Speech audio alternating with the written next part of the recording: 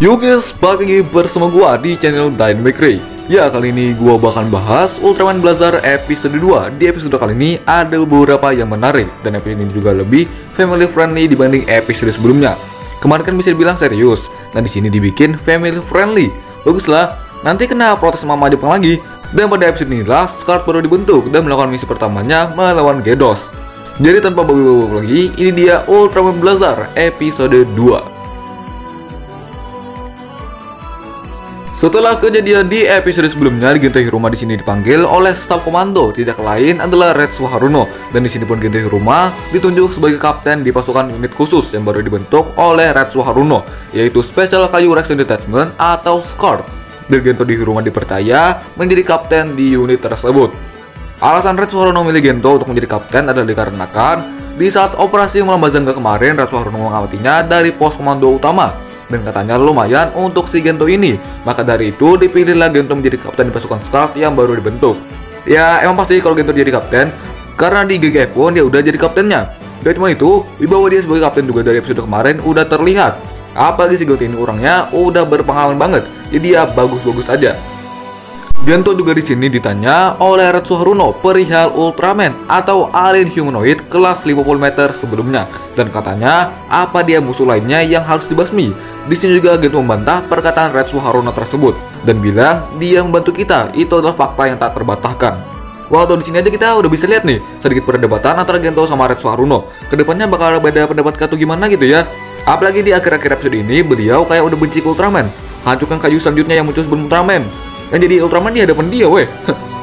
Kemudian Gento kayak dikasih penglihatan gitu, dimana kayak ada di luar angkasa dan ada black hole. Sampailah di saat tangan Gento kayak meraih cahaya gitu, dan bentuknya gue lihat mirip Blazar. Ya simpelnya mungkin Gento salaman sama Blazar. Apa dari sini berarti Gento dan Blazar sudah sepenuhnya bersatu? Atau cara Blazar berkomunikasi sama Gento? Ya gini, mungkin. Ini menarik sih ya. Nah setelah diperhatikan penglihatan sebelumnya, di situ Gento tiba-tiba bilang, Bureza, itu adalah kode name alien tersebut, Ultraman Blazar.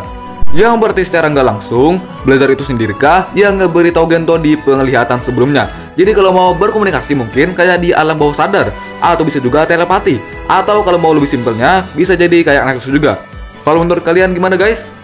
Gento juga di sini diminta untuk merekrut anggota lainnya, dan para anggota ternyata udah dibikin listnya lah ya sama Retsuo Haruno, dari MAOB, Andri, Bando, Nagura.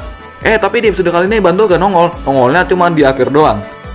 Ini pastinya yang ditunggu-tunggu dari kemarin, yaitu opening dari Ultraman Blazar.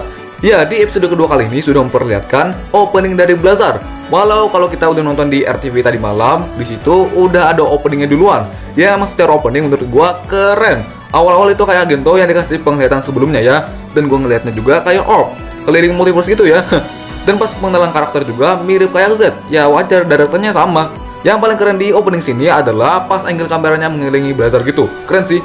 Terus yang berita kayu tersebar di mana-mana kayak di Twitter lah, YouTube lah, TV, koran, kesan realistisnya itu dapet.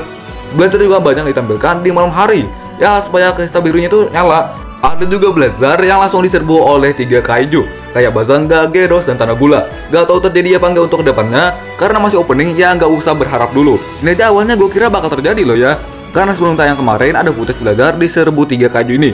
Gue ngeliatnya juga ya bingung, waduh kok bisa? Ternyata buat opening doang. Mantap pula ya openingnya kalau dari gua.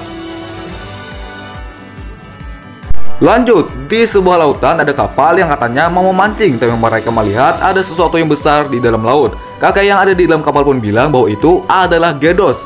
Katanya Gedos akan muncul jika manusia lupa menghormati laut. Ya udah biasa lah ya series Ultraman, ada kakek atau nenek yang percaya legenda gini. Dan yang kenyataannya emang bener muncul. Di sebuah berita di kota, kode name dari raksasa humanoid kelas 50 meter sudah resmi dinamai Ultraman Blazar. Gento pun menunggu MAOB sebagai anggota yang pertama direkrutnya di sebuah kafe. Pas datang malah pesen-pesen makanan.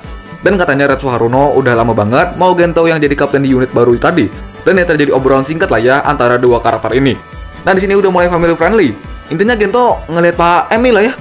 Dan Gento dan Emi pun di sini pergi menemui anggota lainnya. Di sini mereka menemui Teruaki Nagura. Ya memang reaksi Nagura sendiri kaget karena dijadikan wakil kapten. Tapi alasan dia bisa menjadi wakil kapten adalah karena dia yang menyusun operasi memusnahkan Bazanga kemarin. Dan Gento perlu dia sebagai ahli strategi. Dan sebelum menjadi anggota SCART harus disetujui dengan tanda tangan. Ribut amat dah, gak ada pulpen lah, tintanya habis, mantap. Setelah Teru Akinagura, di sini pun mereka menemui Anri Minami, dan Anri juga sudah sedikit kenal dengan Gento. Gento mah udah terkenal ya, mau tanda tangan gini amat ya, gak kebayang malunya gimana weh. Itu kertas buat tanda tangannya robek terus gitulah. Dan by the way, Gento tuh rada jahil juga ya ternyata. Nah memang yang bikin episode ini bagus dan enjoyable banget dari hiburan ini, karena diselingi hiburan inilah yang membuat episodenya jadi bagus. Di saat mereka akan menemui Bando Yoshinobu, kata teman Bando yang ada di sana, Bando ternyata sudah dipindahkan sejak lama. Dan di akhir episode ini terjawab bahwa Bando udah lebih dulu direkrut di Scud dibanding yang lainnya. Yang ngerekrut siapa? Kemungkinan langsung si Retsu Haruno ya, mungkin. Kemudian Gento kayak memperkenalkan alat-alat di Scud, kayak pos berjalannya yaitu yang mobil itu ya. Dan Gento juga di sini nggak mau dipanggil Kapten Hiruma. Kalau dipanggil Hiruma dia nggak nyahut ya, saja ada W ini. Gento juga memperkenalkan Scud CP pada yang lainnya. Ada juga senjatanya yang digunakan Gento, lupa namanya weh. Intinya ada 2323-nya itulah ya. Tidak lama setelah itu, Teru Akinagura menerima panggilan yang langsung dari Retsu Haruno. Beliau mengabarkan bahwa kaiju telah muncul di laut dan kode namanya adalah Gedos. Dan ini pun menjadi misi pertama pasukan Scud. Baru saja dibentuk langsung ditugaskan. M yang sebelumnya menganalisa para intel, di sini dia menyamar jadi emak-emak jualan ikan di pasar. Dari analisis Teru Akinagura, Gedos ternyata diperkirakan sudah muncul di zaman Edo pertengahan, di mana itu disebut di sebuah teks kuno. Gedos juga memakan atau melahap semua makhluk akuatik setempat.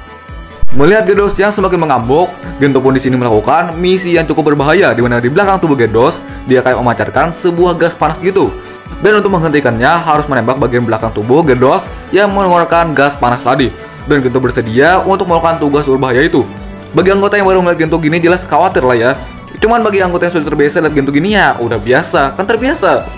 Sesudah Gento berhasil menembak, ternyata ada kakek tadi yang berada di sana dan pingsan gara-gara ngelihat kaiju di hadapannya. Tidak lama kemudian, Blazer Stone di dalam kantong Gento kayak menyala dan menimbulkan efek panas gitu ya, yang menandakan Gento harus berubah menjadi Ultraman Blazar. Dan setelah itu pun muncullah Blazar Burst.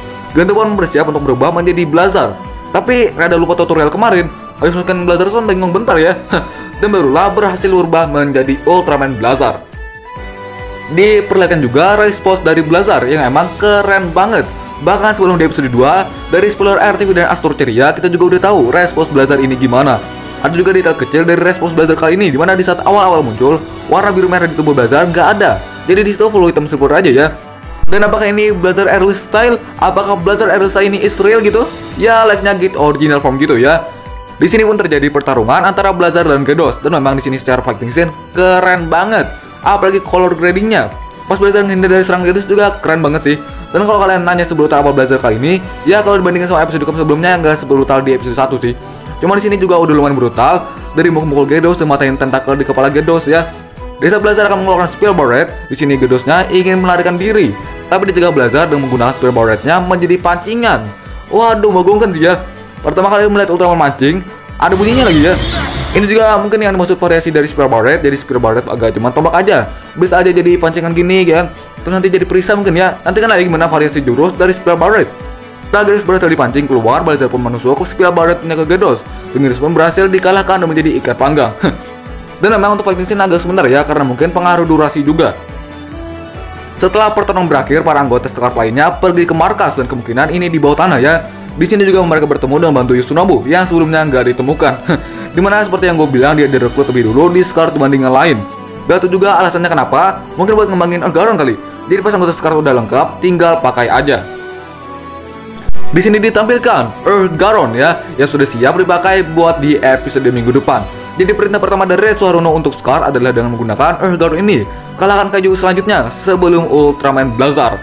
Waduh, Pak, udah Pak, Ultraman itu baik loh Pak. Gento yang mendengar itu kan cuma bisa diam doang. Dan setelah itu pun episode 2 tamat.